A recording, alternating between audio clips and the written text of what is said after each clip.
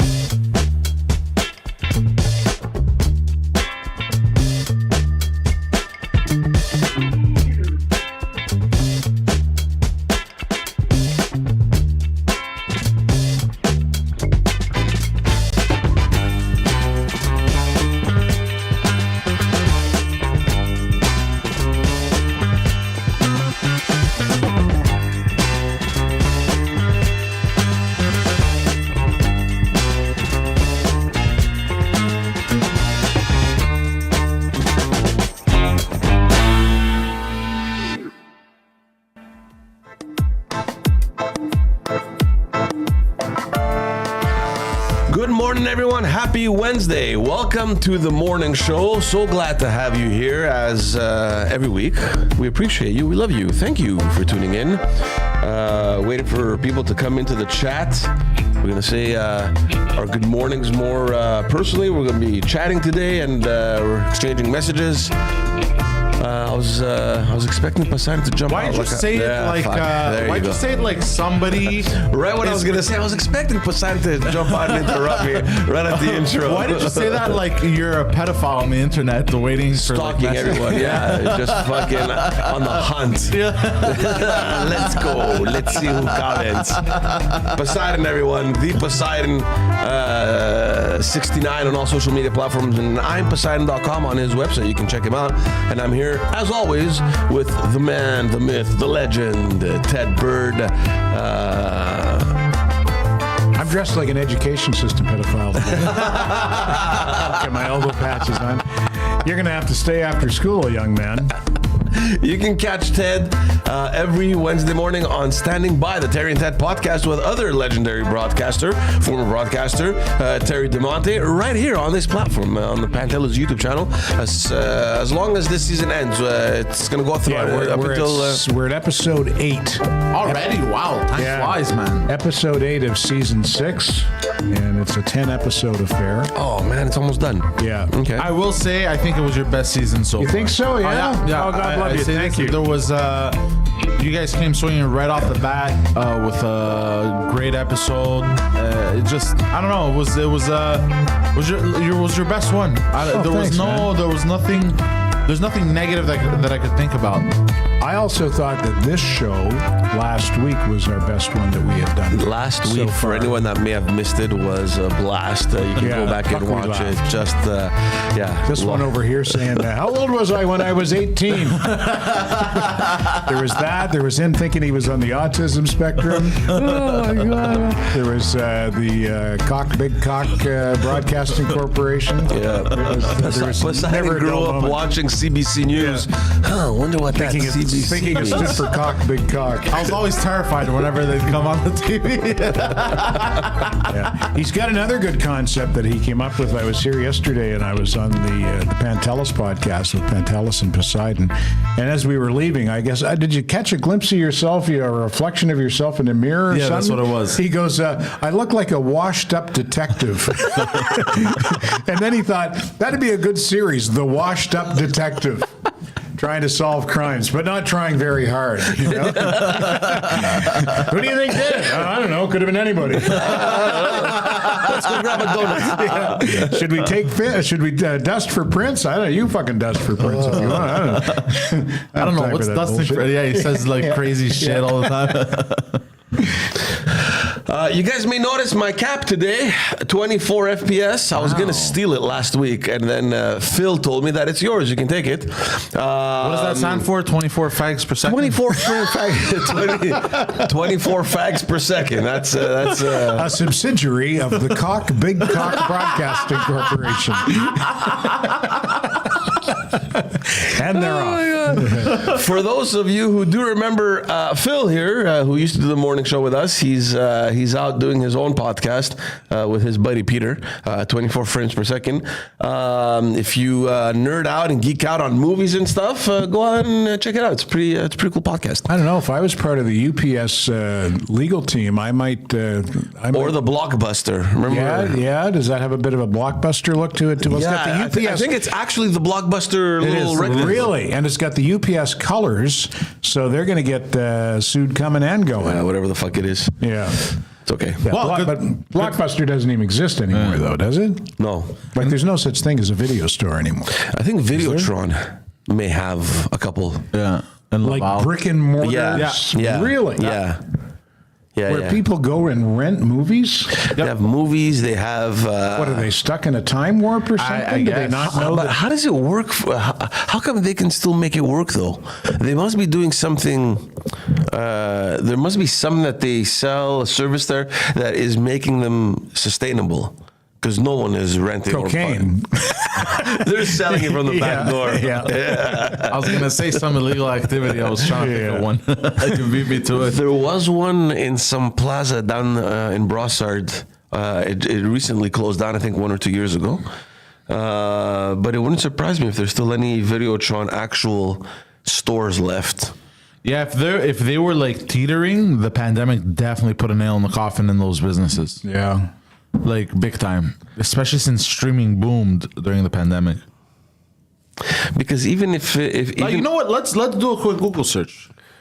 yeah, put the type Videotron store. I wonder what it is because I know that what used to make the difference was the fact that they would sell the internet services and phone and all that stuff. So people would walk in for that, but who the hell goes to the store? Like pick up the phone and order? To rent a movie, you mean? No, to subscribe to Oh, yeah, Videotron, yeah. internet and Yeah, well, you don't have to All right, leave I your- have found some notorious and seemingly legit video stores. Mishuk Video, Video Egg Incorporated, Video Egg. Video Bollywood, Balan Video. So you go rent a movie and get a buttered chicken or what? I guess, yeah. but no Videotron. No. Those are done. I think They're done? Yeah, I think Videotron. Yeah, well, what did you say it was? Video Bollywood? I guess you can go rent old Indian movies. I guess, There's one that has quite a few reviews. Kinoch Video opens at 1 p.m. It sounds like they're all ethnic, are they? Yeah. It's only open 4 p.m. to 8 p.m. That's it? 4 hours a day? I'm curious to see the reviews. Hold on. Very friendly staff. It's written in fucking Hindi. Yeah. Great selection of old and recent movies and TV series on DVD. Yeah, it's old stuff. This is from 3 months ago. Wow. That's crazy. It must cater to that specific community, though. Yeah. Yeah. Yeah. Older Would people. you go somewhere to rent like a Bollywood movie? No, Yeah. no, There you it's no. Bollywood movies don't do it for me. Have you watched Bollywood movies? No. They're so insane. Yeah. They're huge productions, eh? Yeah, I know. I think in terms of revenue, they make more. Is it true that they make more than Hollywood? Is it? Well, I mean, the market is massive. yeah. Like, how many people are there in India? It's Well, the over a second most billion. populous country in the first, world. it passed China. It did. It passed China. yeah, Holy yeah. shit. Yeah. So Bollywood. Unless I'm wrong, double check that. You might be but I have right. a You feeling might that be India right, yeah. surpassed China In what? Sorry. population. Oh, really? Just type most populated country. Because I think China's over 2 billion. No. No? No. They started. They started dropping. So India is at. Why can't you give me fucking simple fucking things? You piece I don't understand. What did you search? Just put India population and then type China population. Or countries by population. 1.4 billion India. Yeah, 1.4. 1.412 China.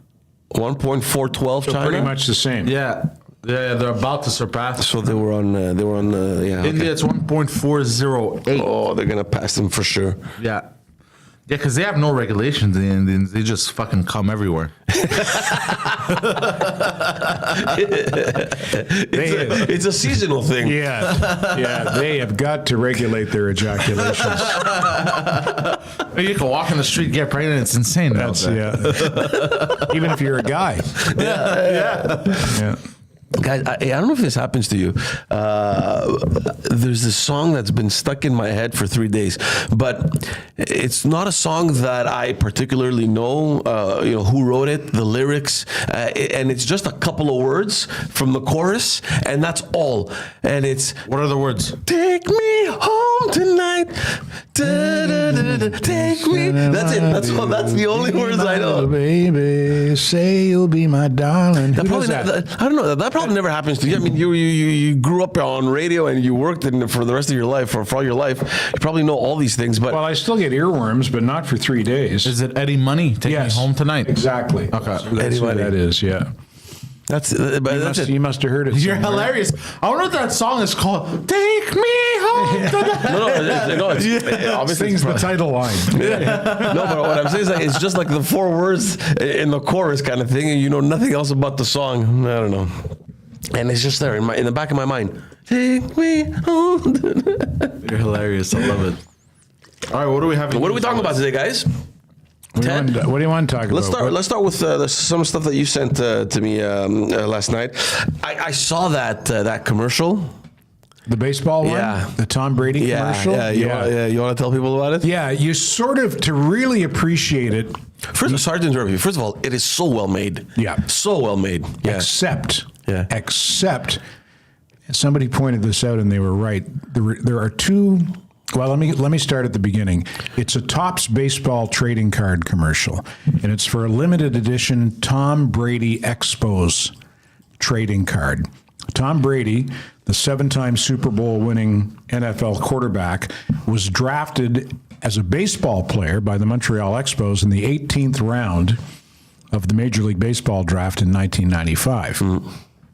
He chose football as his career, and it worked out well for him. So this commercial explores an alternate reality where Tom Brady chose baseball and played his entire career with the Expos. So funny. It's really, if you know Brady and his career and the history of the Expos, it's really well done. The way that the way it's written and the way they take things from his football career and apply it to baseball. To what might have been his baseball career. There are 3 former Expos who have cameo appearances in it: Larry Walker, Pedro Martinez, and Vladimir Guerrero. And they're great. They're just terrific. And it's so well done. It's so clever.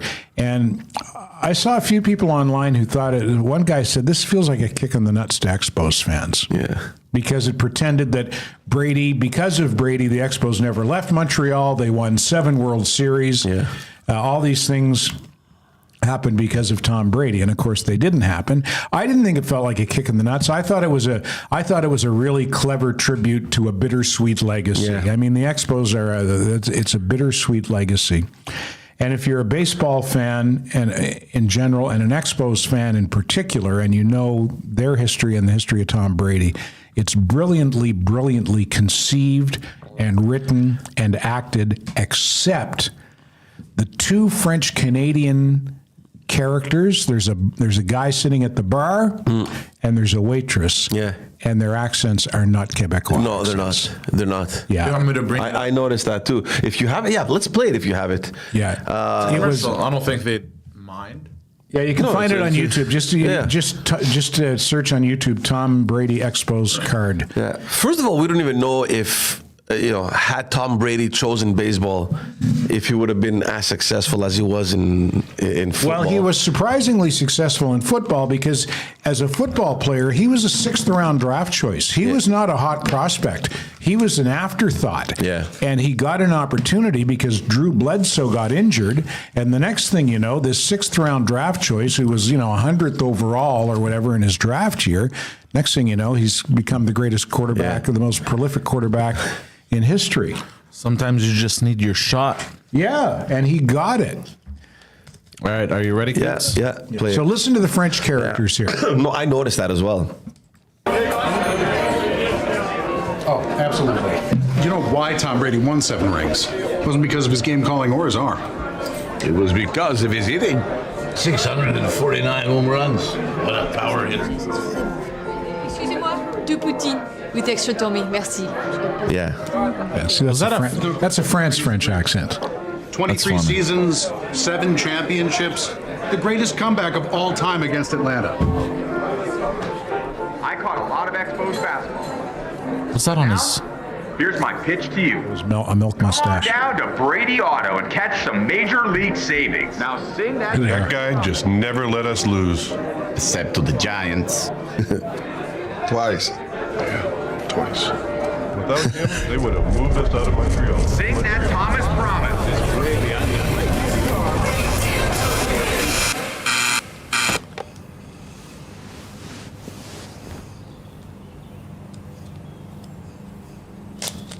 What a great look. So many little subtleties, like the 12-12. The 12-12, yeah. Yeah, and that was his uniform number. He was number 12. But you could hear the accents were not. Yeah. Those were not. Yeah, that was accents. Weird. Yeah, and it was so well done. Otherwise, like there was so much attention to detail that surprised me, and it said to me that it clearly wasn't shot in Montreal. No. And they didn't have anyone from Montreal on the set to go, wait a minute. That's all. Yeah. Something's off. Yeah, exactly. Yeah. Well, that's because they should have called me. There you go. Yeah, Fuck, man. you would have been great. I would have been He was the greatest hitter. I was the greatest. 640 home run like that. I cannot believe what he do. So you're a baseball fan? Oh yeah, huge. Yeah. Not as big a baseball fan as I was when I was a kid. When I was a kid, growing up in New Brunswick, I was a Boston Red Sox fan because those were the games that we would get on TV. Oh, yeah. We'd get the Red Sox games out of Maine, and my dad used to take me down to Fenway. Oh wow! Every summer we'd go down and see a game or two. Nice. Yeah. What made you like baseball? I'm not too sure. I just baseball. I once heard baseball described as being like good scotch. It's an acquired taste. I acquired a taste for it. I learned the game. Baseball there are a lot of games within the game with baseball. There's so much going on the field when it seems like there's nothing happening, and that's what people say about baseball. Baseball's fucking boring. There's nothing going on. But what to the untrained eye looks like nothing, there's a shitload of things going on. Yeah. I agree at any with one you. given time. I agree with you because when I was a kid, when we had soccer tournaments, we also had baseball tournaments running at the same time. And what turned me off from baseball was I'm playing soccer or I'm getting ready to play soccer, and I turn around and everyone's like freaking out because it's the Greek community and everything, and there's 2 grown-ass men in baseball uniform making out in front of everyone. so I was like, I don't want to deal with that shit. We used to. I took you on a ride there, ain't that? We used to. The thing I don't like about baseball is it's for fags.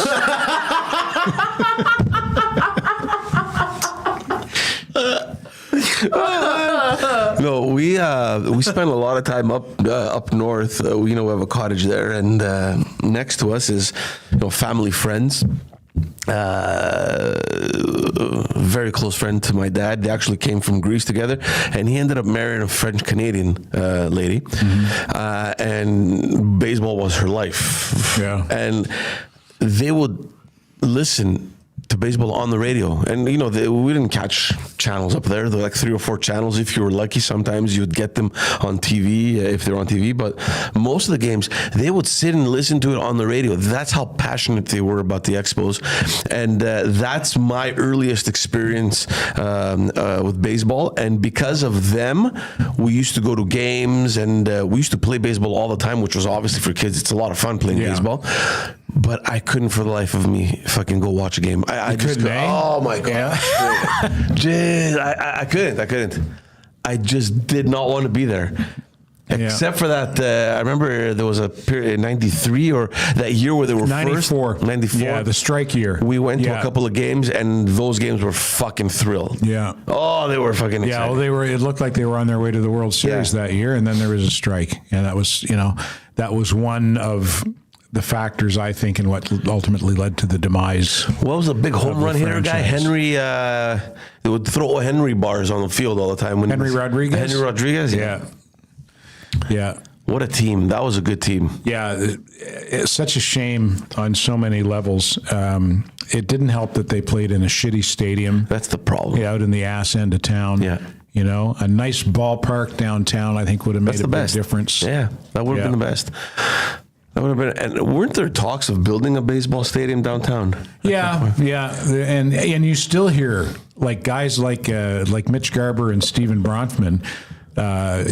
Two guys. But where are you going to put the stadium today if you were to bring them back? They were talking about the Peel Basin, wherever that is, kind of like down at the foot of Peel Street. I think I know where that is, but I don't see the space. Like probably where Mel's studios are around there. Well, that's more off the Bonaventure Expressway, is it? But not? if you continue, it's like it's. Well, first of all, you got to get a team, and I don't think baseball is.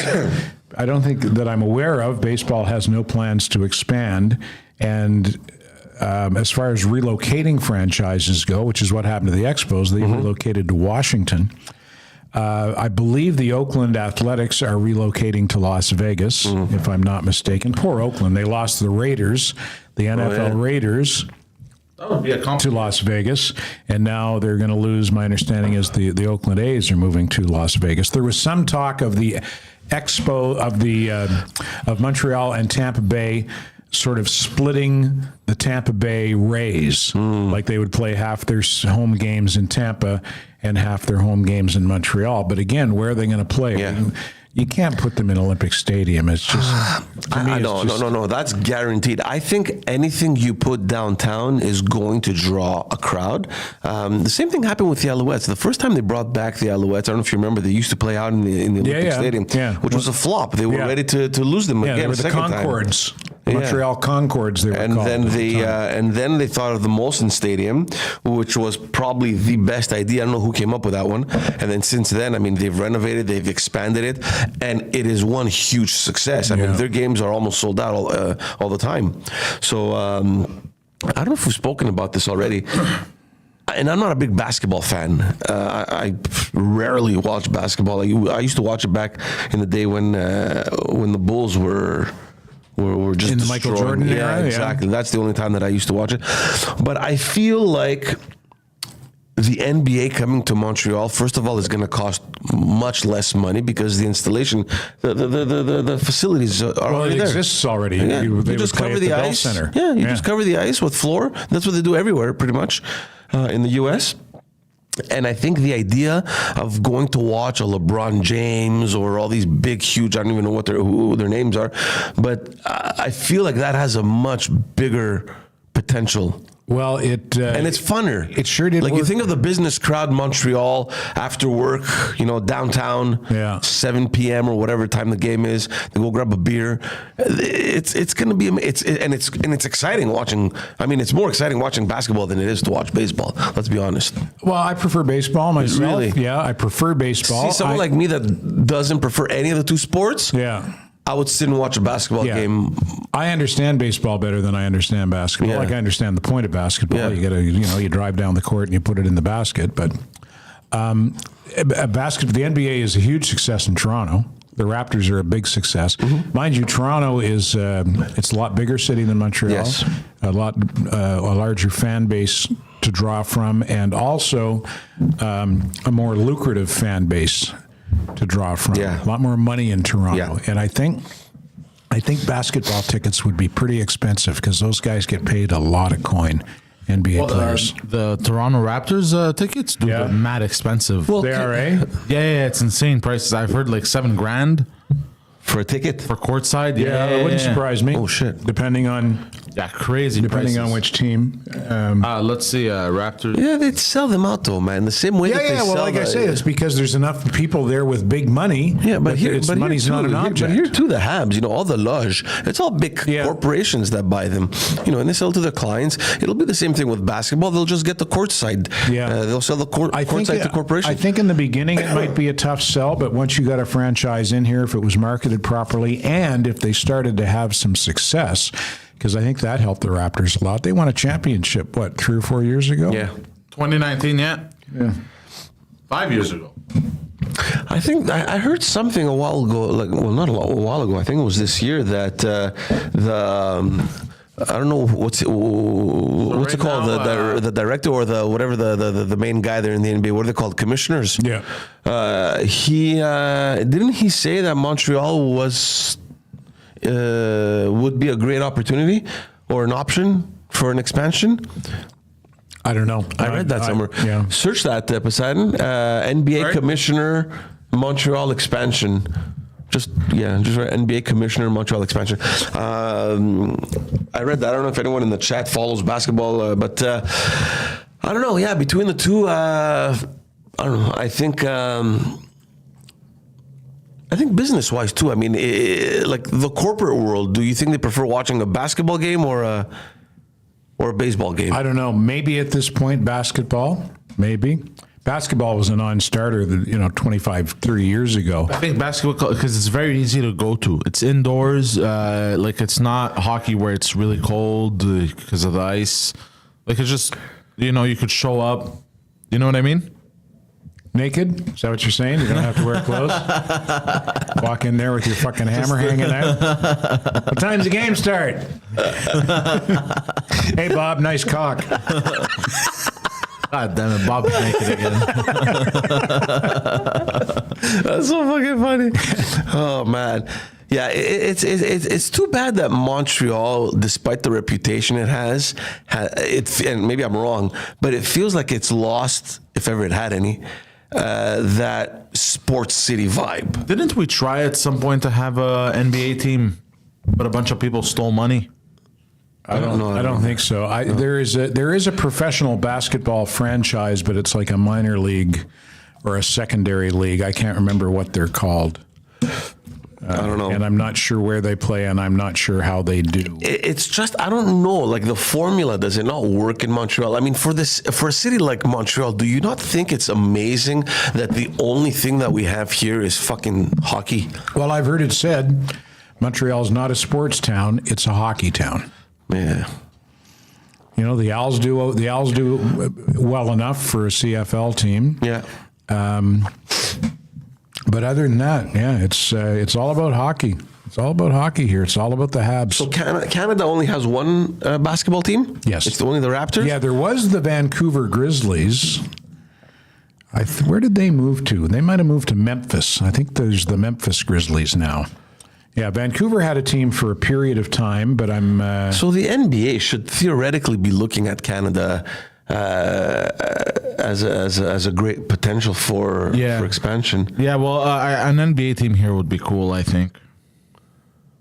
Like, I mean, anywhere in Canada. I mean, how can you not choose Montreal? Yeah. Well, Toronto. Well, Toronto has one already, dude. So forget about Toronto. Yeah, Toronto. Like you're the NBA commissioner. You're thinking, shit, we only have one team up in Canada. Well, we need to expand our market up there. Yeah, we have a few opportunities. What's that neighborhood? The Brampton Crooks. We could make. There's the possibility of that team. The Brampton Crooks. Yeah, the Vancouver Grizzlies are long gone. They moved to Memphis over 20 years ago. I'd like to, I'm going to look up what that Montreal basketball franchise is, because I know there's a professional basketball franchise, but it's not NBA. Is it Montreal Alliance? Is that it? Yeah, Montreal Alliance basketball team. Professional basketball team, founded in 2021. They compete Basketball League and play their home games at the Verdun Auditorium. What kind of crowds do these guys gather? I don't know. I don't know. 50, 60 people? No, they must do better than that, or they wouldn't exist. They'd go out of business. Speaking of baseball, crazy contract in the MLB. This guy, Shohei Ohtani is his name. He's from Japan. He's played with the Anaheim Angels the last few seasons, and he's an exceedingly rare two-way player. He pitches, and on days that he doesn't pitch, he's a designated hitter or outfielder, I believe. And like he's a great pitcher and he's a great hitter. And there's really been no one who's done that with any consistency or at his level since Babe Ruth 100 fucking years ago. He was a pitcher? Yeah, Babe Ruth was a great pitcher. As well as being a great hitter, he was a great pitcher. Okay. And Ohtani is the first guy since Babe Ruth to do it at that level and with that kind of production and consistency. So he became a free agent at the end of last season, and the Blue Jays were convinced, or Toronto was convinced that the Blue Jays had him. Like they thought they had him in the bag. They were like tracking an airplane that was coming in one day last week, coming into Toronto. Everyone's like, "Oh, Tony's on that plane. He's coming in to sign with the Jays." It wasn't him. And he ended up signing with the Los Angeles Dodgers. 10 years, $700 million. Wow. $700 million for a baseball player. American money. Yeah. So $70 million a year. And I read this week that he's going to defer $680 million and collect it after 2034, like in the 2030s and the 2040s, by which time he'll probably be retired. He's just going to sit back and collect $68 million a year. God damn. In the meantime, he'll have to scrape by on $2 million a year. Wow. I feel so bad for him. Yeah, as well as the $45 million a year he apparently makes in endorsements. Yeah. That is such a smart move, though.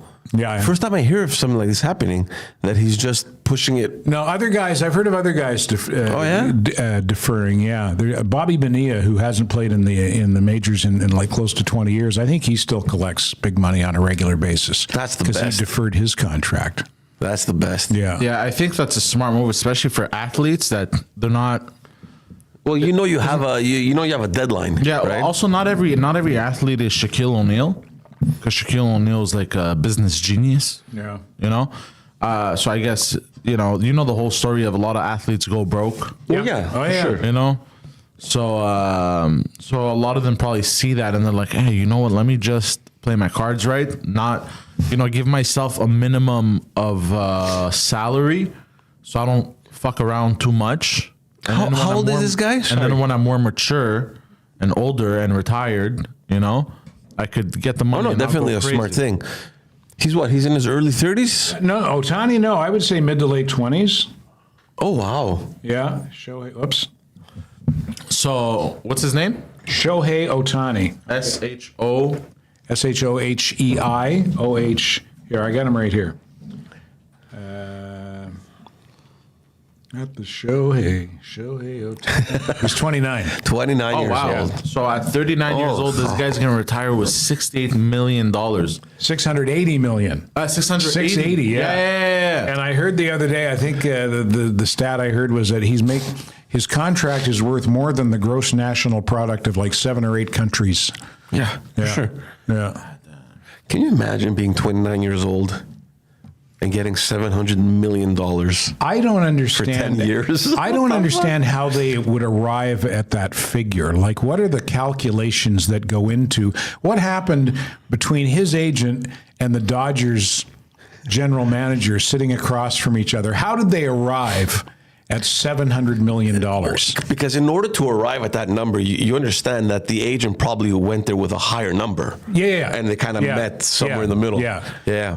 But what are the calculations? Or what are the, how do you justify that if you're the agent, how do you justify, here's what we think he's worth and here's why? And if you're the team, how do you calculate the potential revenue that each player can bring. Yeah, there's something fascinating about sports business.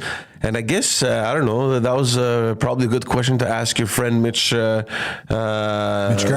when you had him on the podcast. Yeah. how do you evaluate a player's worth? You don't know how fit he's going to be in 10 years.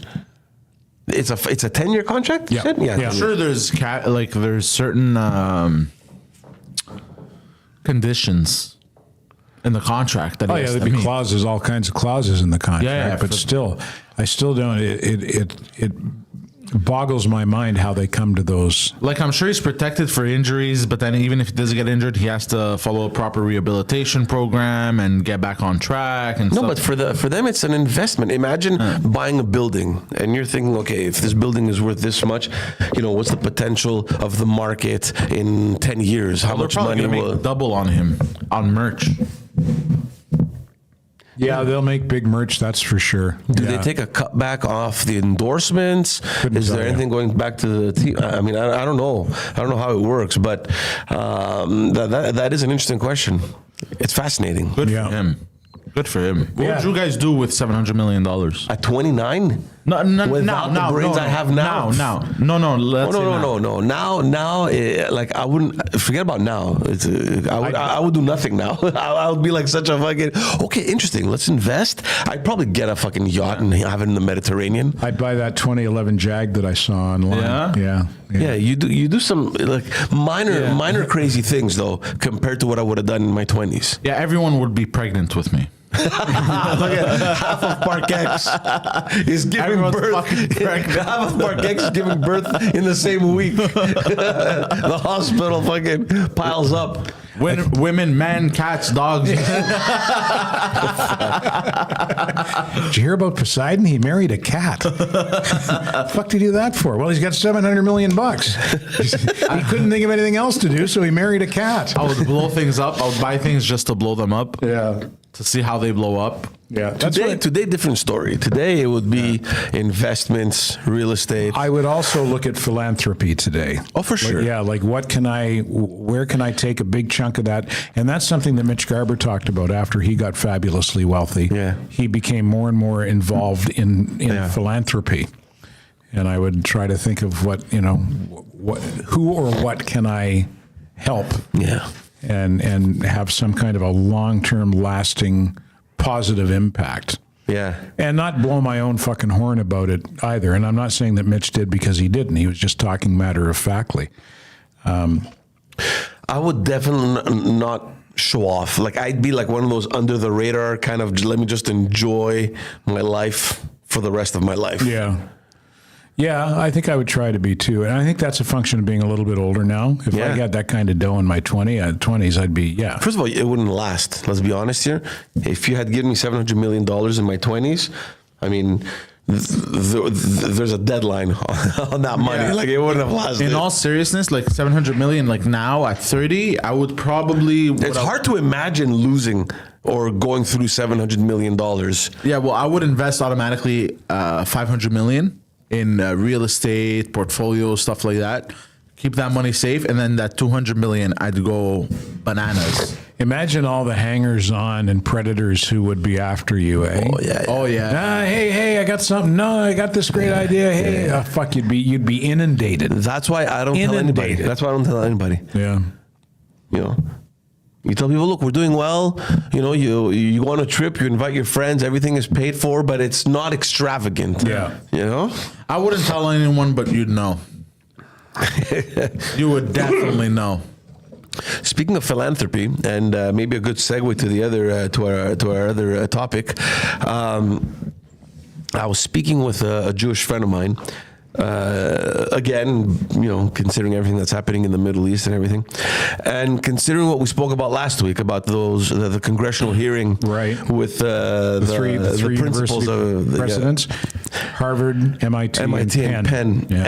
And we were having a conversation with him, and I go to him, dude, what the hell would happen if the Jewish families and the Jewish businessmen or businesswomen suddenly withdrew the money, the millions, the hundreds of millions that they give to these universities? What the hell would happen? He goes, well, fuck, it already happens. It already happened. I go, what are you talking about? And he sent me an article. As soon as that congressional hearing was broadcasted, one This is one person, and to me, it's absurd. I mean, I don't get that kind of money. I don't get that kind of rich. You know, I don't understand it. And he's like, yeah, one guy withdrew $100 million donation to Penn University. He was an alumnus, I guess. I don't know what he was. He must have been. But I mean, it's just absurd money for him to just give away $100 million like that. Well, the president of Penn resigned. So she resigned. Yeah, she resigned. Yeah. And I think the board kind of told her, look. Forced her out. Yeah. And the president of Harvard. She said she's staying on. Yeah. She's been under pressure to resign. There's been a bit of disingenuousness, I believe, on both sides in that. The congresswoman who put the question to them, and the question was, and I'm paraphrasing it, is calling for the genocide of Jews considered to be bullying and verbal abuse or whatever under your university's guidelines. And the people who are defending the university presidents were saying that's not what was happening in the demonstrations on campus. The people were not calling for the genocide of Jews. They were saying, from the river to the sea, Palestine will be free. And then other people say, well, what that infers is the genocide, is the destruction. Yeah, indirectly, it means the exact same thing. Yeah. So I can see both sides of the coin, but she did ask the question. It's a legitimate question, whether she was applying it to the demonstrations on campus or not. It's just a question. She asked a question, and it's a fair and legitimate question under the circumstances, and those university presidents danced around it. And you know that she went to Harvard, eh? That congresswoman? She did, eh? She's a Harvard grad. Yeah, she's a Harvard grad. Lawyer? I'm not sure. Yeah. Probably. I'm assuming. But here she is questioning the principal of her alma mater. She caused a lot of damage. Yeah. She caused a lot of damage. And, my friend, he goes to me, people don't understand how important that question was, so that people can really understand what's been going on in these campuses and how severe the climate is in some of these universities. And he goes, all she had to do for people to really understand and to draw a parallel of what's been going on is to replace the word Jew by black. Yep. Had she done that, all three of them would have resigned. Yeah. Yeah. Or women, any other minority. Yeah. And it's but black specifically because of everything that has happened in the last years, with Black Lives Matter. Yeah, exactly. Yeah. But the only bad thing that would come from that is that Jews would then start dropping N-bombs like crazy. So maybe it's an interesting strategy, because then instead of dropping regular bombs, they'd be dropping. Would they drop N-bombs, or would they say Schwarze? Do you want to freak out, Ted? Speaking of this thing, did you see the Zara campaign freak out? The Zara campaign, the clothing company Zara? No. Oh, is that the Palestinians walking in Zara? Yeah. Oh, yeah, I saw that. There's an ad campaign from Zara where it's kind of like, here, you look at it. Tell me. Oh, it's an ad campaign? No, I just thought people stormed the stores. Tell me if you think in any way, shape, or form they are saying fuck Palestine in their ad campaign, okay? Let me know. No, this is the ad campaign. This is just these pictures. I thought, there's no video. No, I saw a video. What am I looking at? Yeah, but it's images. So this is their ad campaign of just, I don't know,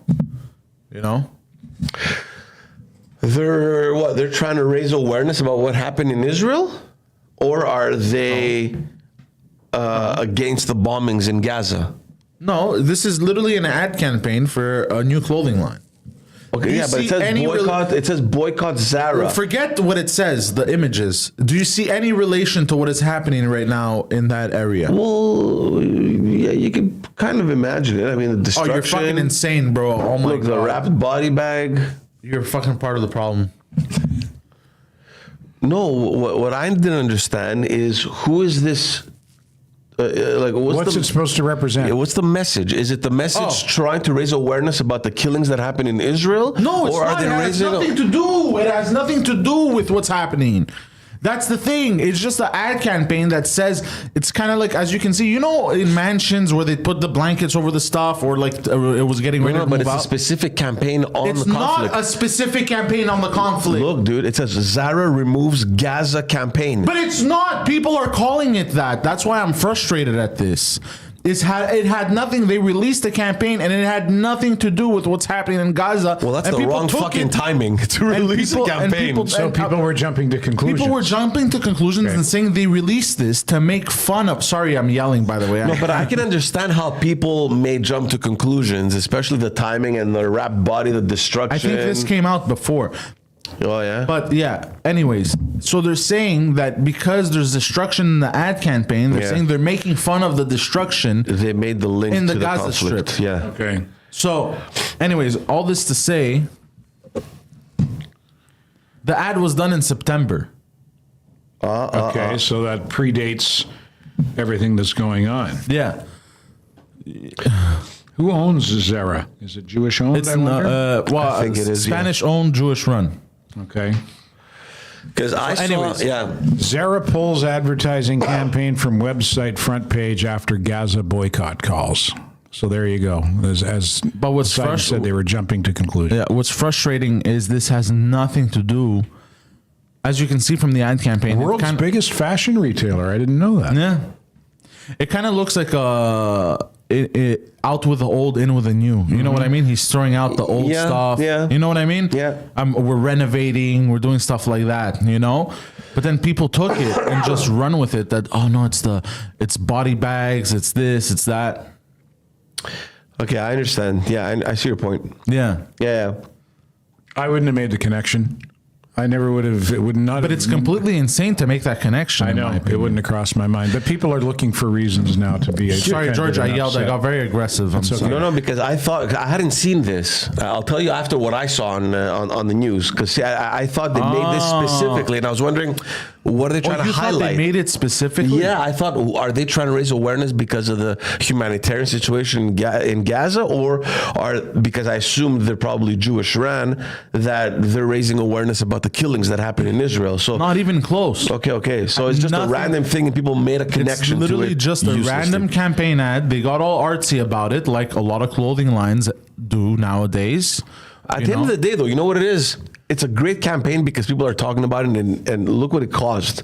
They removed it. Well, I know, but that means that well, they got publicity. Yeah. Talk good about me, talk bad about me, just talk about me. Here's what I saw. I don't know if it was based on this ad, and I'm trying to connect the dots now. Before yesterday on the news, they were showing a bunch of pro-Palestinian supporters. So we have in one these rallies, they would walk into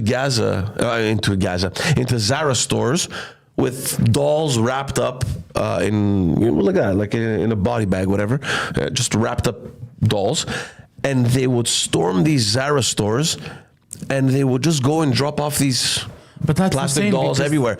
And I'm thinking, look, dude, I get you're demonstrating. You have every right to demonstrate as long as it's done peacefully. We've said this a million times on the podcast. And I'm not blaming Palestinians. I sympathize with them. The problem isn't the Palestinian people, and we made that clear from the very beginning. Here's the issue I have. You are a bunch of Palestinians demonstrating. What is it going to give, and how is it going to change your cause by walking into a private store, harassing the people that are shopping, harassing the employees? Harassing the employees. I don't know if they caused any damage or whatever, but what is it going to change? How is that going to carry your message where it should count, which is to the government level? Why are you dumb? Yeah. You know, Jews demonstrate as well, but Jews know how to get their message across to the people that matter. They're not out on the streets fucking yelling Jews should die or Arabs should die and breaking shit down and walking into private businesses. We saw images here in Canada, in Toronto, where there were people at a cafe, and because it's owned by Israeli owned. Yeah, because it's a Jewish person that owns it.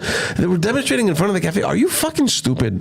It's like, what's insane. wrong? Like, what is wrong But with how you? insane is it to link the destruction in the ad campaign to making fun of the destruction in Gaza? Is my thing. And sorry I lost my cool earlier. It's very unprofessional. You should have seen me lose my cool the other night at a comedy show. Oh, yeah? I emceed a comedy show, and only half the people in the bar were interested in the comedy show. The other half were just, it was like a honky tonk. And the other half were just regulars who didn't want to listen to the comedy, and so they didn't shut the fuck up. They kept talking. So the poor fucking comedians are trying to do a comedy show. Oh, that's horrible. And there's just a constant fucking din in the background.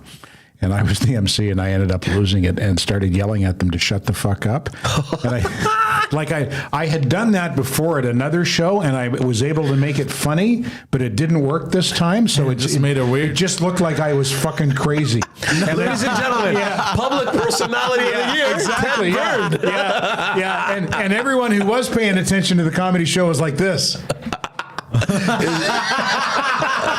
Is that the same Ted Bird? Like, holy fuck, man. This guy's fucking losing it. Oh, my goodness. Also, Snap, we spoke about this on the Intellectuals as well. I reacted as well. It just, this stuff like this, it angers me because I always thought I'm pretty dumb. You know what I mean? Sure. So when You fucker. That's fucking mean. So I was going to say, you're not dumb, Poseidon. No, Come on, you're the guy who came up with washed up detective. But when I see stuff like this, it's like, fuck, there's no way. It angers me to the level of, I know exactly what you mean. People want to jump on a bandwagon. It's all the people who put the Ukrainian flags or Palestinian flags in their social media profiles. They're all looking for a bandwagon to jump on, something to be a part of. And the explanations, everything is so much simpler than it seems usually. I watched a video last night of Piers Morgan interviewing Jordan Peterson. And this was a few weeks, this was about a month ago, so it was maybe a month after the whole thing started with Israel and Gaza. And Jordan Peterson, in the first 4 minutes of that video, laid out so simply and perfectly what's happening and why it's happening. And it's something that you don't hear people talk about. It's Iran. Iran was behind it. Hamas are puppets of Iran. And the Palestinians have forever been cannon fodder for Islamic hardliners like the mullahs in Iran. He spells this out so beautifully and so intelligently. He's so smart. Yeah. But he's a little bit crazy, eh? He's gotten a little crazy. Jordan Peterson, he's gone. And as he's explaining this, he's wearing a suit, and one half of the suit is burgundy, and the other half is navy blue. Yeah, I like So that. he kind of looks like a Batman villain. Yeah. And he's laying it out beautifully, but I'm looking at him and I'm going, I can't figure out if he's really fucking smart or really, really crazy or a combination of the two. You know? Well, you need a bit of what's. I don't know what I was gonna say. Fuck it. No, but But if you want a primer in why what happened,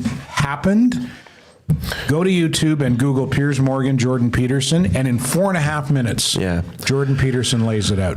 And at the same time, I mean, you can have so many people with so many different opinions about this conflict because it goes back millennia. The thing that I stick to is the fact that, and it goes back to what you were wondering, Poseidon, why do people just get drawn into these things? One, it's religion. And when you're looking at the Muslim population all over the world, they're huge in numbers. And the one thing that ties these communities is their religion. It's not like you, me, or other people that, our religion comes secondary, third, maybe it's not even there, it's non-existent. Yeah. Right? So whether they're Palestinian or not, they're attached because of the religious aspect in this conflict. And they are numerous, like we're talking about in the hundreds of thousands of people that are mobilized, primarily because they're driven by that, right? Because of their faith. It's a powerful force. Of course it is. Yeah. Ideologies. whatever it is, it doesn't matter. It's a belief system that they have, and it's a powerful thing. And they feel like their voices aren't heard. Maybe they're right. I mean, let's be honest here. The Jewish community has managed over decades, if not hundreds of years, of succeeding at getting their messages through. I mean, they're much better at lobbying. Let's be honest here. The Jewish community is much better at lobbying the government than the Muslim communities. Having said that, when it comes to conflicts like this, and we're not picking a side here, we're just saying that the Jewish community is much more effective at getting their message through to the people that matter, to the decision makers, than the Muslim community. So when you're out there demonstrating, this is the only thing that goes through my mind is, okay, why are you doing it, number one? And I think we all understand why they're doing it.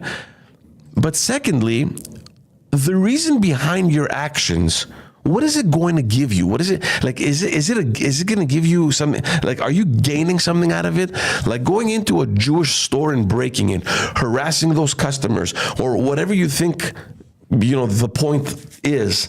What is it going to give your cause? I've always thought of demonstrations that way, and more often than not, it hinders the mission of your cause or whatever you're demonstrating for, because you're turning people off. Unless you're demonstrating for the eradication and destruction of your ideological enemies, which is what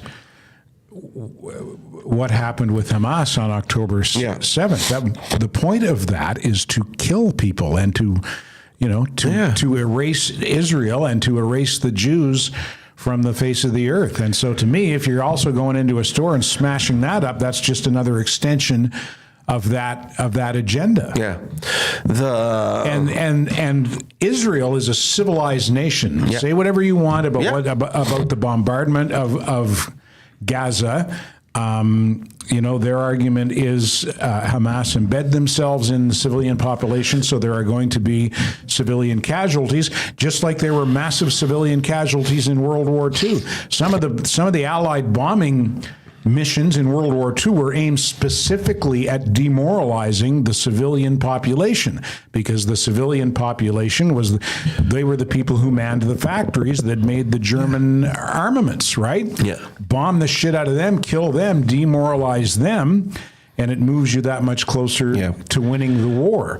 I don't know if I haven't heard it said that that's Israel's agenda. Israel's agenda is more to wipe out Hamas, and Hamas just so happens to be embedded. They don't so happen, it's by design. They're embedded within the civilian population. That's a fact. And now that they're in Gaza and they've infiltrated schools and places. Well, they're the governing body places of Gaza. Of worship. UNRWA, which is the UN body that was mandated to care for Gaza and the Palestinians in general, they found like schools that are run by UNRWA, hospitals and all that sort of thing. And I don't know if you're seeing this, and I think I'm going to start sending them to you, because I don't know what rabbit hole I went down on Twitter, but it feels like every time I'm on Twitter, the algorithm has triggered I don't know what, and all I see is just horrible images of that conflict just continuously on my feed. I don't want to look at that. I don't need to see it. No, but what I'm saying is that you have videos now of Israeli soldiers going into obviously now abandoned what were schools or hospitals or these facilities, infrastructures, whatever. And the other day, I saw a video where they walked into this school. I guess it was ran by the UN, and there was this big, huge teddy bear. And they cut it open, and there was arms inside. There was guns, ammunition, and obviously they felt it because when they lifted the fucking teddy bear, it weighed a ton. You know what I mean? So they're finding all these things now, all these weapons, and they went into a mosque the other day, and they found all these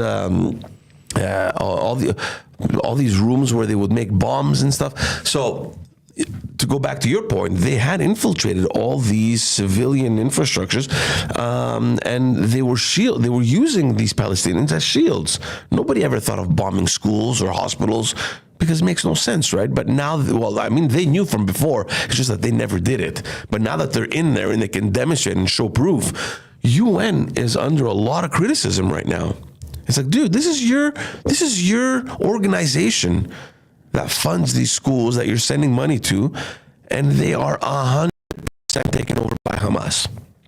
You know, so speaking of this conflict, I think yesterday there was a vote at the UN, and Canada, for the first time ever, mentioned the word ceasefire. They voted against Israel. They voted against Israel. They voted in favor of a ceasefire, and it's weird. It's weird to me because the day before, Justin Trudeau was lighting a menorah on the hill and talking about standing shoulder to shoulder with Israel, and Canada will always have Israel's back. The hypocrisy to me is what's fascinating. Well, just playing both sides of the street. Right? Yeah, and then you have a bunch of members of his caucus that are Jewish that came out against that decision to support the UN, whatever it is.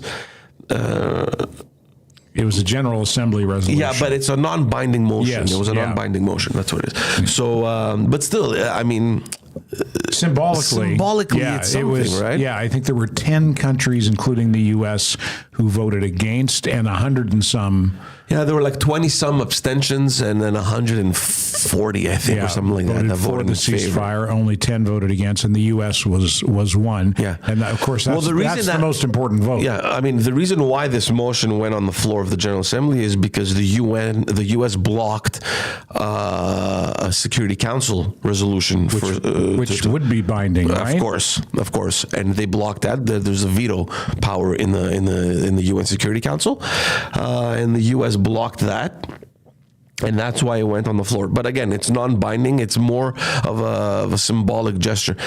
And you know what? It's very sad seeing what's happening, and it's catastrophic. The images coming out of Gaza today are just horrendous. You know, I'm reading testimonies of doctors that have traveled from all over the world to go and help out the situation, where they're stuck having to make the difficult decision between who can we take care of and who we're going to have to die, to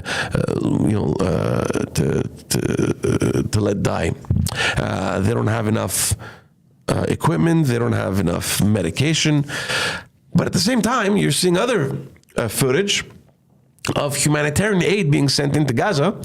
These huge fucking trucks with all the humanitarian aid on top of it. And it's rolling, and I saw this on the clip. You have Hamas soldiers on top of the fucking cargo with guns protecting it, and the thing is driving away. So where is the humanitarian aid really going? I mean, that's the big question mark. We don't know. But when you have footage like this coming out, you're thinking, is there really any fucking control on who gets what? I mean, it's such a mess in that corner of the world right now. I don't know. I don't know. That's it. Let's talk about something happy. What do you got? Yeah. You got anything happy? Let's see if we have anything happy. Happy, joy, happy, joy. You guys remember Ren and Stimpy? Or is that before your time? I think it was before my time. Ren and Stimpy was such a great Yeah, I cartoon. remember that. Yeah. Fuck, that was a good cartoon. Yeah. The Chihuahua and his cat buddy. Yeah. You idiot, Stimpy. That was really good. And they had a spoof sponsor called Log.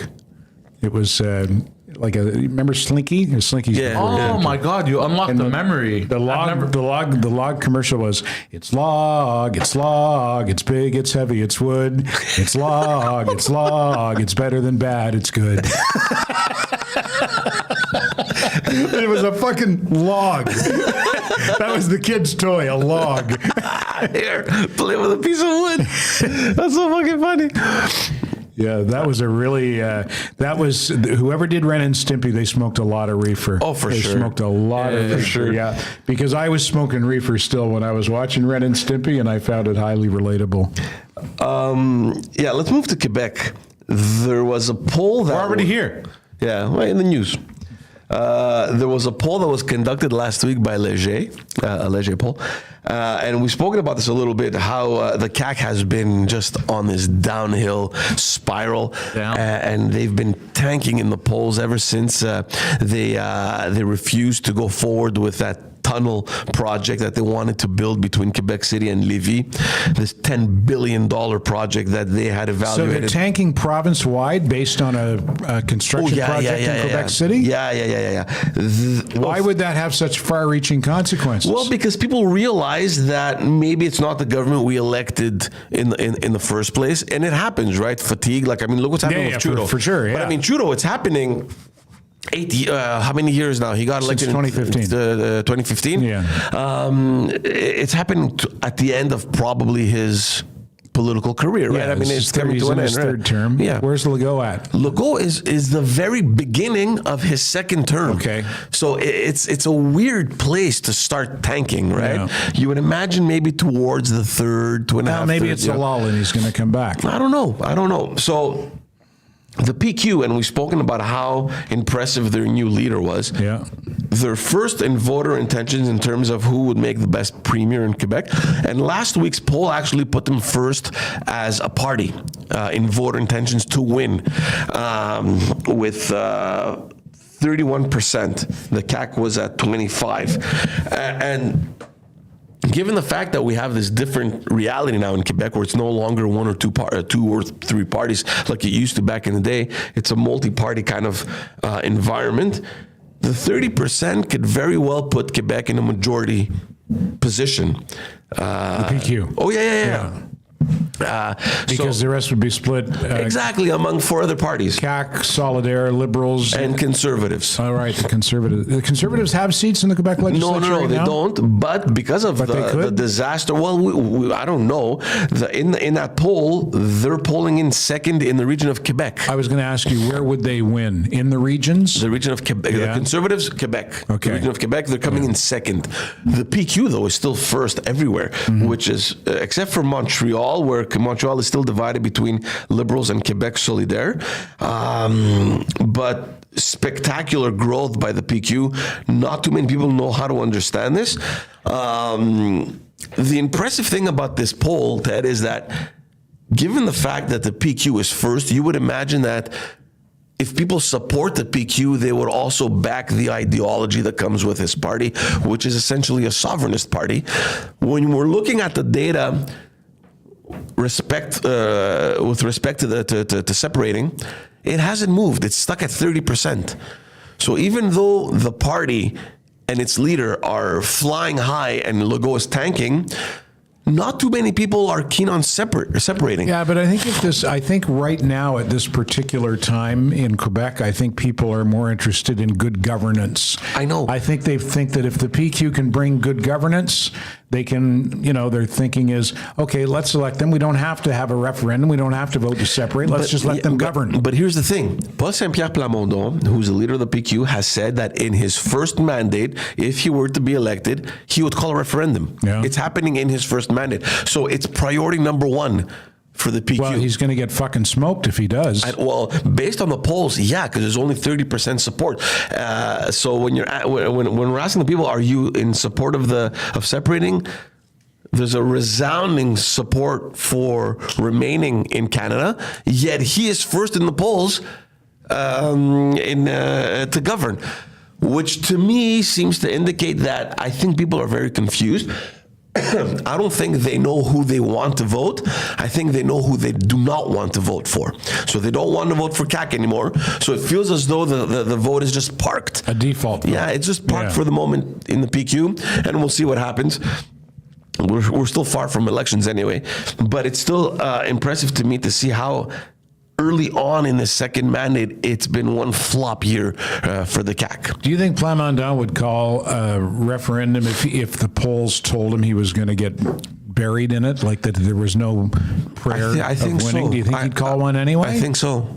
I still think, and we've talked about this before, I still think they need a humiliation. They need a good humiliation from English Canada if they're going to have any chance of winning a referendum. The way that they used Meech Lake to prime their pump for 1995, and they used that to Meech Lake was 1990, and the referendum wasn't until 95, but that's what they used.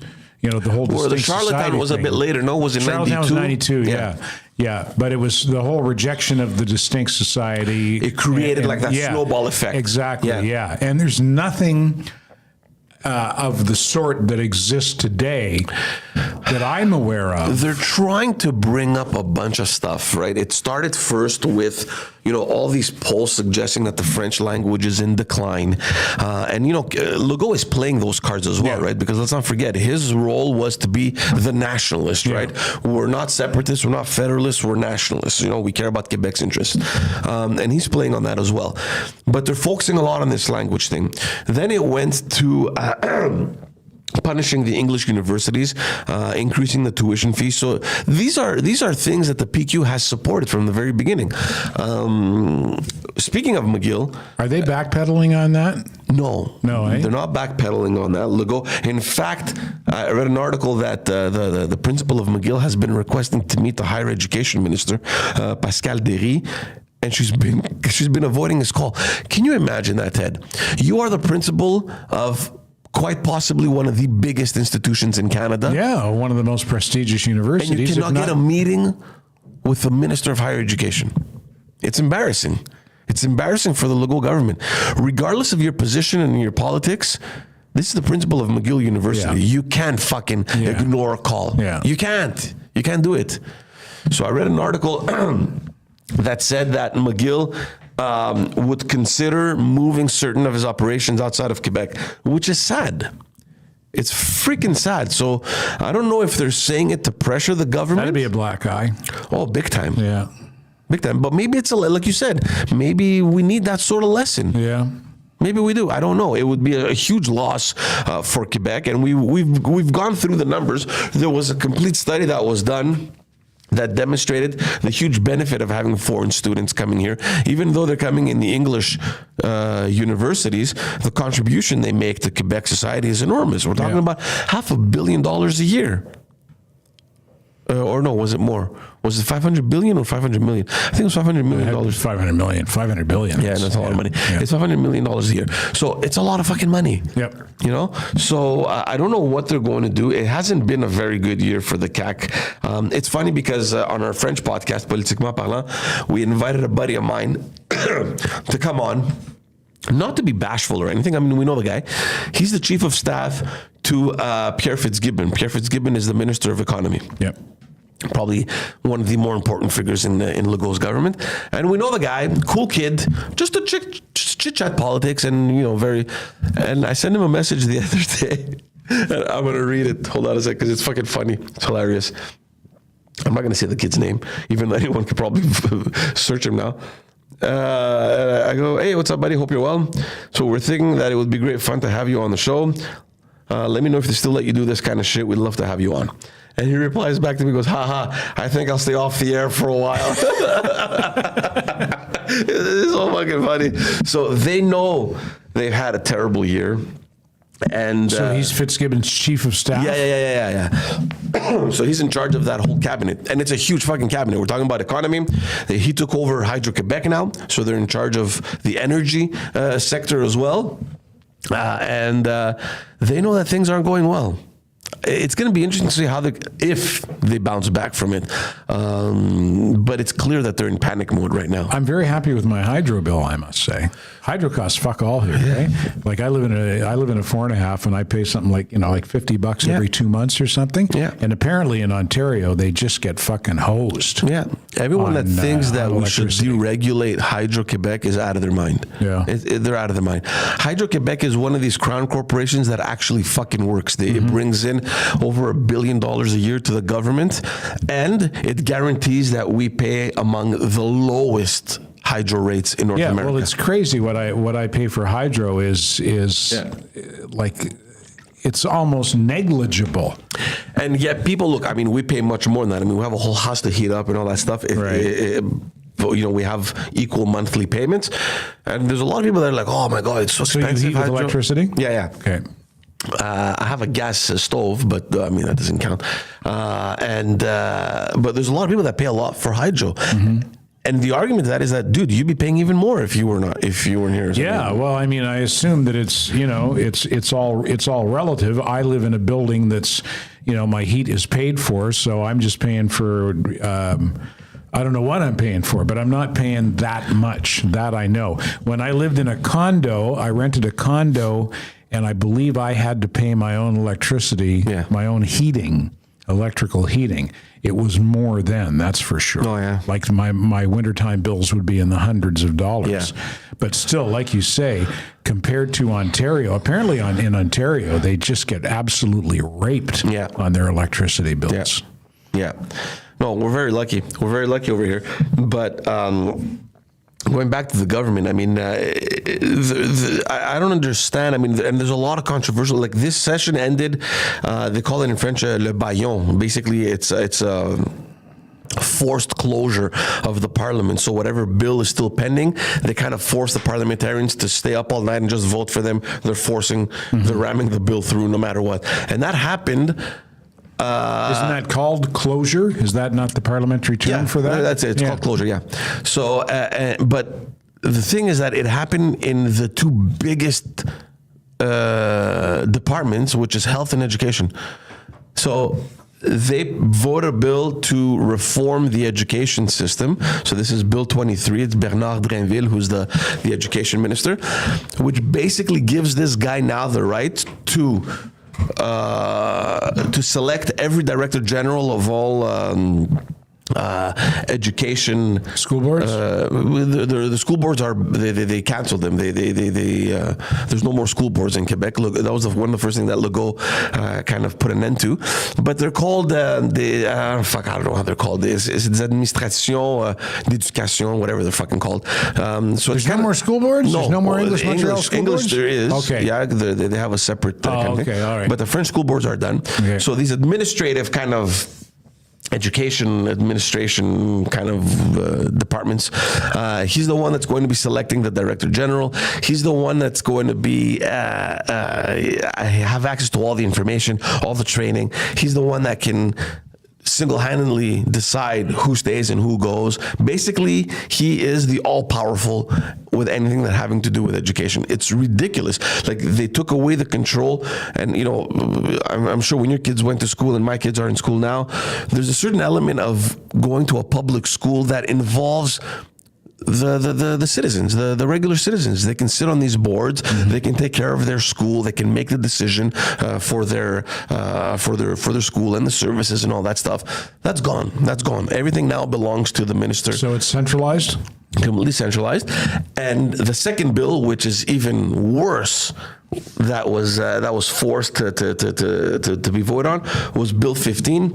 It is a massive, this colossal health reform bill of over 1,000 articles, and they just rammed it through, and they just voted on it without having read the remaining 300 articles. Imagine, this is a health reform, and they just skipped 300 articles. We don't have time for this shit. Fuck it, we need to pass the bill now.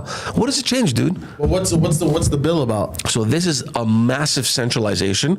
What the health minister is doing is he's re-centralizing all the health department under one banner called l'Agence Santé. This used to exist back when Charest came in 2004, I think. He was elected in 2003, and he created l'Agence de la Santé in 2004, 2005. But it wasn't that centralized. The Agence de la Santé was this ginormous bureaucratic kind of buffer that took all the responsibilities that trickled down to all the hospitals, clinics, etc. Okay? CLSCs and all that stuff. Couillard came in and abolished the Agence de la Santé because, like, listen, we got to cut somewhere, and we're going to cut the fat from our bureaucracy. Oh, yeah, from the place where, is the most important, the human functioning? Well, not really, because what did the Agence de la Santé do? I mean, so he eliminated that whole structure, and he gave the responsibility directly to the hospitals. So they're like, okay, look, you guys, you manage your own network. So instead of having a fucking boss on top top of you, telling you what their boss, which is the minister, is saying. You know better, you know best how to run the fucking hospital, so do it. Don't worry about it, okay? So they kind of reassembled everything around hospital centers. So, for example, in Park X, it's the Jewish hospital that was heading that whole district kind of thing. So they created different little districts like that. All that is canceled, and they're creating one huge fucking unit called Agence de la Santé. I'm not so sure how it's going to run. The administrative bodies, they eliminated the same thing like the like in education. They administrated that aspect of having regular citizens being able to sit on these boards. So that's gone, which sucks, especially for the regions where it was important to have people to kind of raise the flag and say, hey guys, you know, there's that little lost village, or I don't know where, a region that we should take care of or whatever. So that's gone. So there's this aspect of connecting with the people on the ground that is completely evaporated. The bigger problem, and this, I'm not sure if we spoke about this a while ago, about a month or two ago, 6 former premiers of Quebec signed a joint letter requesting the minister, Christian Dubé, to not fucking centralize everything, because in this centralization, and I don't know if this was part of the other 300 articles that weren't read, but there is this doubt on whether or not, because now everything is centralized, the money that these hospitals raise through different fundraising activities and all that stuff is going to go under one umbrella. And that's dangerous, because when you have, for example, the cardiology center or McGill University Teaching Hospital, these are huge fucking centers that fundraise for specific areas in their own hospitals, and there are experts. They know exactly what to do. And the money that they get, they know exactly how they distribute it, whether it's teaching, whether it's research, or whatever it is. So they have this structure that has worked for so long, and there is a risk that all that is going to disappear completely. So imagine now, you have the MUHC that would gather, I don't know how many millions of dollars a year, losing the control of those funds. You know, are they going to stay in Montreal? Is the minister going to say, you know what? Okay, we got, I don't know how many millions of dollars in the bank over there. We're going to redistribute that somewhere else where they need it. It is unfair. It's unfair. And I have a feeling that maybe that the reaction that it'll have is maybe they will just raise less money, which is horrible. Which is horrible if you think of it. I'm trying to think if I can think of 6 former premiers of Quebec. Don't tell me. Go ahead. Daniel Johnson. Yeah. Still alive? Sure. Pauline Marois. Yep. Jean Charest. Yeah. Philip Couillard. Yep. The PQ kid who ended up going to court for sexual assault. He wasn't part of it. Boisclair. Oh, yeah, no, but he wasn't premier. He never made premier. He was not premier? No. He was not on an interim basis? No. No? No, he was the leader of the PQ for a while, and then they got rid of him. Leader of the PQ. There you go. Yeah, okay. No, Lucien Bouchard, he's missing. Oh, Lucien Bouchard. Yeah, but that's only 5. There's 2 Johnsons. Daniel and the other, his brother. Oh, okay. What's his name? Daniel Johnson and Pierre-Marc. Pierre-Marc Johnson. Yeah, okay. Yeah, I can see him in my head. I can envision him now. He looks like one of the 3 Musketeers. Yeah. So, and that was something, because that has never, ever happened before. And you have to understand, these premiers, after they're done with their mandate, they always get involved in different causes. Mm-hmm. I mean, Jean Charest was involved with the MUHC in fundraising activities. Pauline Marois, I think she was involved with what's it called? The Centre de Cardiologie, I think, with a cardiology institute. Bouchard obviously is heavily involved in the health industry as well, in different hospitals. So they're all kind of involved in their own little thing, and they raised a huge alarm that was rejected and ignored and completely neglected by the premier and the health minister. So we'll see how this ends up. It's weird. It's weird because it's a massive reform, and it's probably the most important thing for all Quebecers. Bouchard's still married? His wife was very attracactive, as I recall. Was her name Audrey Best, I believe her name was. Yeah. Look that up, Poseidon. I'm interested in the show again. That's very, very shallow of me, I know. But I remember seeing him and his wife and thinking, she's fucking hot. I've met Lucien Bouchard, I think, twice, and he is an absolute gentleman. Is that right, eh? He is an absolute gentleman. What was his name, sorry? Lucien Bouchard. Yeah, I believe her name, for whatever reason, Audrey Best... I think it rings a bell. Stands out to me. Audrey Best, I have her. Yeah? Is she still alive? Yeah, but she's not at her best. Hey. Oh, fuck, is she dead? Oh, you're right. Look at that. There's an obituary. Oh, my God. January 25, 2011. Oh, she definitely isn't at her best. That's awful. Fuck. Oh, my God. Oh, now I feel terrible. She's really hot. Look her up. She died. Oh, no. Oh, my God. Oh, no. That's hilarious. Oh, Christ. And I said she really isn't at her best. Yeah, no, anymore. he is an absolute gentleman, Lucien Bouchard. And for the people that are listening that may not know, because... Lucien Bouchard. He almost died. Yeah, he got the flesh-eating disease. Remember that? They had to amputate his leg. Yeah. Lucien Bouchard, for those who don't know, because a lot of people got to know Lucien Bouchard as a premier of Quebec, obviously, when you're the premier of Quebec. Lucien Bouchard was elected as a member of parliament in Ottawa under the Conservatives. Yeah, with Brian was Mulroney. Mulroney's buddy. One of the most intelligent parliamentarians, and he broke off from the Conservatives with the failure of Meech Lake and the Charlottetown Accord, and they created. He was the founder of the Bloc Québécois. Fascinating man. Yeah. Super intelligent guy, and like I said, an absolute gentleman. Do we have time for one more?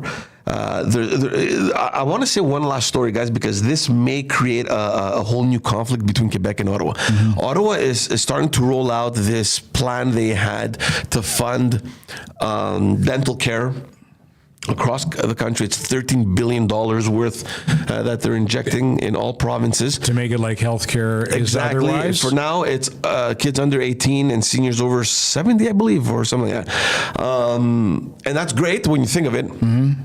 Beautiful thing. The problem with Quebec, and there's always a fucking problem with Quebec, because Quebec, it has 100% jurisdiction on all health matters. Okay. Everything related to health is 100% jurisdiction. Is that a unique arrangement?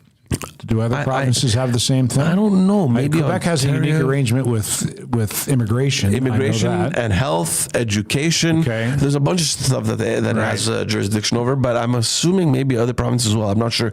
But so they're upset because Trudeau is starting to roll out that program, and they've been waiting for the government to call them to see if they can make an arrangement or how it's going to work. Are they going to transfer the funds? Who's going to take care of it? And Justin Trudeau is completely ignoring Quebec. And in their announcement, in their press conference that they made, they're like, listen, and it's happening in Quebec. If it's going to work progressively. So it started with ages. If you're from within that age, this is the day that you can call. And the way they're doing it, instead of going through a physician or the Ministère de la Santé here in Quebec, you go through Service Canada. So these fuckers are coming into Quebec on a matter that is 100% Quebec's jurisdiction, and they are single-handedly transferring that whole responsibility under Service Canada. And they just don't give a fuck. So I don't know what Quebec is going to do. This is going to become a huge issue.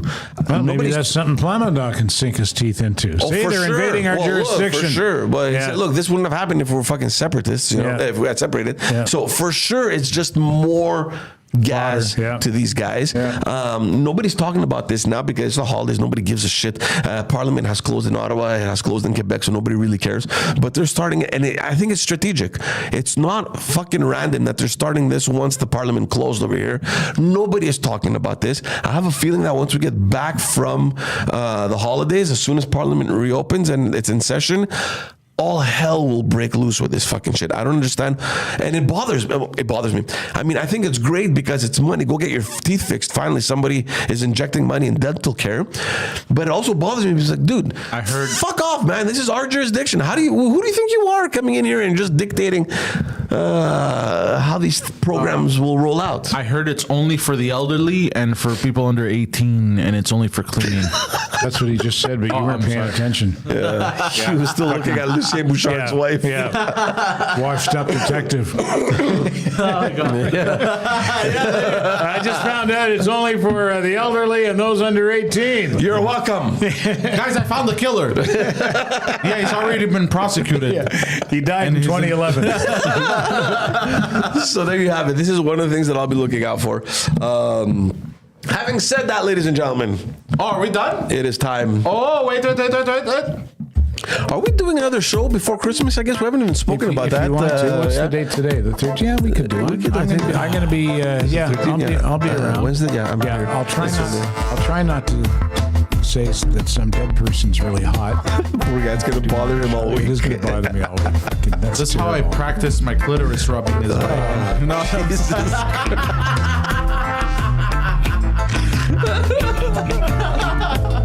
all right, guys. Thank you all for tuning in. You can follow Poseidon. I'm Poseidon.com. I would, but you can't. Listen, you're on your own if you decide to do that. Ted Bird here has a podcast with Terry DeMonte, two legendary podcasts as well. Ted Bird is still broadcasting, but you can check out the podcast right here on the Pantelis YouTube network. It's called Standing By, the Terry and Ted podcast. And if you still listen to the radio, you can check him out every morning. 106.7 FM, Light 106.7, also online at light1067.ca or the iHeartRadio app. Or if you have a smart speaker, just say, put on the guy who was making fun of the dead woman. And then I'll come on. And you can check out my stuff, the Backstage Podcast and Politiquement Parlant if you know or understand French. Thank you guys. We love you so much. We'll see you guys next week, hopefully, for the last episode of the year. I don't know how we're going to do it. We're going to talk about that. But thanks for tuning in, guys. We appreciate you. Have a good day. Ciao.